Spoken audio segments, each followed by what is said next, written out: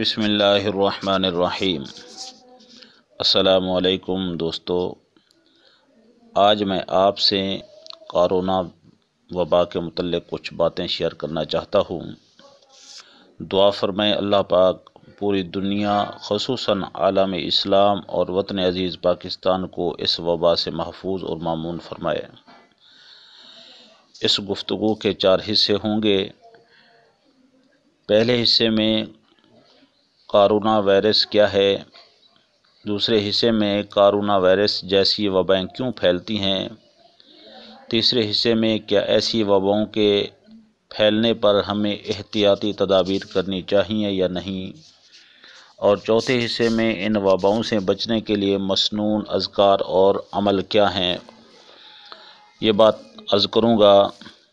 اس سے پہلے کہ گفتگو کا آغاز کروں، آپ تمام دوستوں سے گزارش ہے کہ ہمارے اس چینل کو سبسکرائب کریں اور ویڈیو کو لائک اور ثواب کی نیت سے شیئر ضرور کریں، اور گھنٹی کے نشان کو بھی ضرور دبائیں تاکہ اس جیسی معلوماتی ویڈیوز آپ کو سب سے پہلے ملتی رہیں۔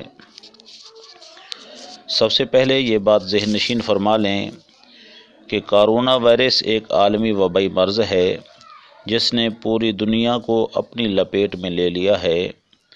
طبی ماہرین کے مطابق کورونا وائرس ایک عام مشہور انفیکشن نزلہ زکام کی ہی طرح پھیلنے والی مرض ہے، لیکن یہ دوسرے نزلہ زکام کی نسبت زیادہ تیزی سے انسانوں میں پھیلتا ہے۔ اس وائرس کے اثرات کچھ دنوں کے بعد ظاہر ہوتے ہیں، لیکن اس وقت تک یہ چند اور لوگوں کو بھی متاثر کر چکا ہوتا ہے۔ یہ یاد رہے کہ اس بیماری نے پوری دنیا کو رلا دیا ہے، موت کے حقیقی خوف میں مبتلا کر دیا ہے، بڑے بڑے سپر پاور کہلانے والوں کو گھٹنے ٹیکنے اور معبود حقیقی کے سامنے سجدہ ریز ہونے پر مجبور کر دیا ہے۔ اور یہ بھی یاد رہے کہ ایسی عالمی وبا پہلی مرتبہ نہیں پھیلی، بلکہ اس سے پہلے کئی مرتبہ ناگہانی اور عالمگیر وبائیں عالمگیر وبائی امراض کا سامنا یہ نسل انسانی کر چکی ہے۔ چنانچہ 14ویں صدی عیسوی میں طاعون کی وبا پھیلی۔ جب تک اس کو کنٹرول کرتے اس نے کچھ ہی عرصہ میں 20 کروڑ انسانوں کو لقمہ اجل بنا دیا۔ پھر 1666 عیسوی میں طاعون کی وبا برطانیہ میں پھیلی، جس کے نتیجہ میں 1 لاکھ لوگ لقمہ اجل بنے۔ پھر 19ویں صدی عیسوی میں ہیضہ کی وبا نے کروڑوں لوگوں کو متاثر کیا۔ پھر 1950 عیسوی میں پولیو کی تشخیص ہوئی، جس سے اب تک لاکھوں لوگ متاثر ہوئے ہیں۔ اسی طرح 2018 میں ٹی بی کی وجہ سے دنیا میں 13 لاکھ لوگ لقمہ اجل بنے۔ پھر 1950 سے 1970 تک پورے 20 سال میں چیچک نے تباہی مچائی، جس سے کم از کم 3 کروڑ لوگ متاثر ہوئے۔ پھر 1981 میں وبائی نزلہ کی وبا پھیلی، صرف یورپ میں 10 کروڑ لوگ متاثر ہوئے، اور یہ موجودہ نوول کورونا وائرس 2019 سے تشخیص ہوا ہے، جو اس وقت کنٹرول سے باہر ہوتا جا رہا ہے۔ اللہ پاک پوری دنیا خصوصاً عالم اسلام اور وطن عزیز پاکستان کو محفوظ فرمائے۔ اور اس جیسی وبائی امراض کیوں پھیلتی ہیں، اس کا جواب تو قرآن و حدیث میں واضح موجود ہے۔ مختصراً یہ ہے کہ قرآن پاک کے اندر ہے، اللہ رب العالمین نے ارشاد فرمایا، وَمَا كَانَ رَبُّكَ مُهْلِكَ الْقُرَىٰ حَتَّىٰ يَبْعَثَ فِي أُمِّهَا رَسُولًا يَتْلُو عَلَيْهِمْ آيَاتِنَا وَمَا كُنَّا مُهْلِكِ الْقُرَىٰ إِلَّا وَأَهْلُهَا ظَالِمُونَ۔ اس کا ترجمہ کچھ یوں بنتا ہے کہ اللہ رب العالمین نے ارشاد فرمایا کہ آپ کا رب اس وقت تک بستیوں کو ہلاک کرنے والا نہیں ہے جب تک کہ ان کے رہنے والے ظلم کرنے والے نہ ہوں۔ یعنی جب انسان ظالم بن جاتے ہیں تو اللہ تعالیٰ ان کو صفحہ ہستی سے مٹا دیتا ہے۔